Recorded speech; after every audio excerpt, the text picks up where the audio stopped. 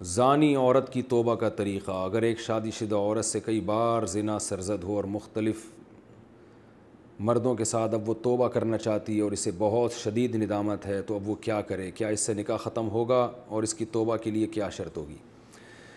زنا بہت بڑا جرم ہے. قرآن میں اللہ نے فرمایا یہ اپنی خواہش پوری کرنے کا بہت برا راستہ، اور کنواری لڑکی کا زنا کرنا بہت بڑا جرم، شادی شدہ کا تو اور بھی بڑا جرم، اور مرد کا زنا کرنا بھی بہت بڑا جرم، عورت کا زنا کرنا اس سے بھی بڑا جرم ہے. تبھی اللہ نے جب زانی کی سزا بیان کی ہے نا، تو عورت کا ذکر پہلے کیا.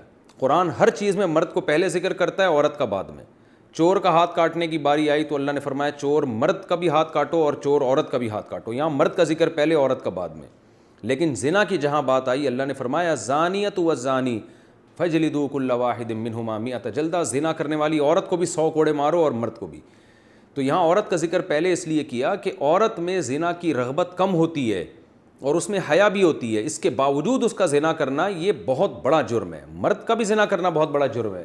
سزا اللہ نے دونوں کی ایک رکھی ہے، لیکن حقیقت میں یہ فرق ہے ان میں، یعنی عملی طور پر دونوں کی جرم میں فرق ہے. اب سزا اللہ نے ایک کیوں رکھی ہے؟ اللہ کی حکمتیں اللہ بہتر جانتا ہے. تو شادی شدہ عورت اگر زنا کرے تو یہ اتنا بدبودار جرم ہے کہ قرآن کہتا ہے کہ اگر یہ ثابت ہو جائے گواہوں سے اور اقرار سے ایک مخصوص طریقے سے، تو ان کو زمین میں گاڑ کے پتھروں سے ہلاک کر دو. تو اس لیے بھائی اگر کسی عورت سے بھی یہ جرم ہوا ہے یا مرد سے، تو یہ بہت بڑا جرم ہے، ہلکا نہیں ہے. اب اسلامی حکومت نہیں ہے، لہذا اللہ نے پردہ ڈالا ہوا ہے اگر جرم کے اوپر، تو اب سزا تو جاری نہیں ہوگی رجم والی، اور وہ اپنے اوپر خود سے جا کے جاری کروانا بھی کوئی شریعت میں اچھا کام نہیں ہے. اب یہ ہے کہ چھپ کے گڑ گڑا کے اللہ سے بہت زیادہ توبہ کرے.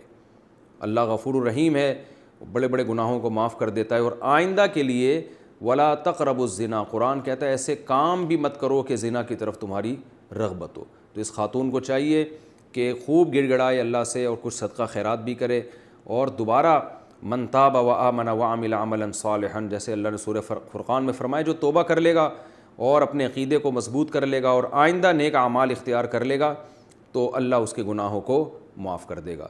تو ان کو چاہیے خوب اللہ سے توبہ کریں اور آئندہ کے لیے اپنی زندگی تبدیل کر دیں. اللہ غفور الرحیم ہے.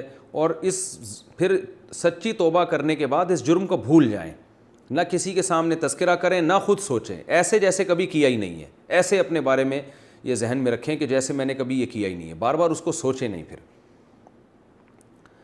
ناجائز تعلقات میں لیے گئے تحفے کا حکم. اگر کسی کا ناجائز ریلیشن ہو اور محبت میں تحفے کا لین دین ہو، تو کیا اب ان تحفوں کا حکم کیا ہوگا؟ کیا وہ واپس کرنا ضروری ہیں؟ اگر اب اس بندے سے رابطہ نہیں ہے تو کیا اس سے رابطہ کر کے اسے سارے تحفے واپس کیے جائیں یا اس کی قیمت واپس لی جائے، یا اس کی قیمت واپس کی جائے؟ اس بارے میں رہنمائی فرمائیں. دیکھیں اگر کسی سے خدا نخواستہ ناجائز تعلق تھا تو اس نے جو گفٹ اس تعلق کو پیدا کرنے کے لیے دیے ہیں، یعنی کسی نے کسی عورت کو گفٹ دیے، نیت اس کی یہ تھی کہ تاکہ اس گفٹ سے یہ میرے ساتھ ناجائز تعلق رکھے، اور خاتون نے بھی لیے اسی نیت سے کہ بھئی میں اس لیے لے رہی ہوں تاکہ میں اس کی خواہش پوری کروں، اس کے ساتھ ناجائز تعلق رکھوں، تو پھر تو یہ گفٹ کا لین دین بالکل حرام تھا اور اس خاتون کے لیے اس گفٹ کا استعمال جائز نہیں ہے. اس کو صدقہ کر دیں وہ، یا اس گفٹ کو یا اس کی قیمت کو.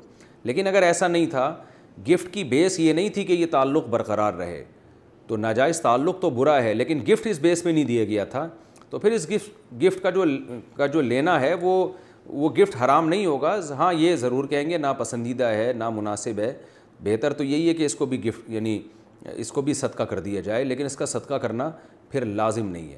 البتہ یہ کوئی پاکیزہ اور حلال طیب میں شامل نہیں ہے یہ چیز، کیونکہ نامحرم مرد اور عورت کا کوئی اس طرح کا لین دین جبکہ ان کی نیتیں بھی ٹھیک نہ ہو، یہ بہرحال مکروہ اور ناپسندیدہ ہے، لیکن اس کو حرام نہیں کہیں گے اس صورت میں.